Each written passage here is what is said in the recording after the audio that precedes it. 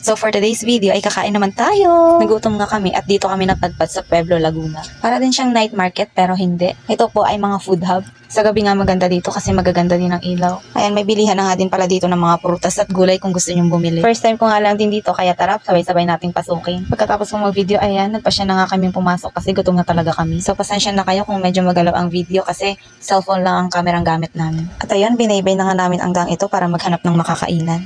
Meron kasing nakapagsabi sa amin na masarap daw kumain dito kasi may 99 pesos, only rice at only water na.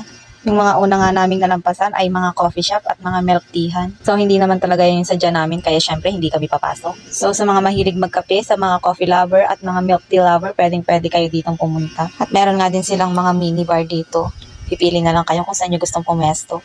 So sa mga mahilig magwalwal dyan, magbanding, mag-celebrate ng birthday, ng anniversary, guys pwede kayo dito. Halos puro estudyante ngayon makikita nyo dito nakatambay at kumakain.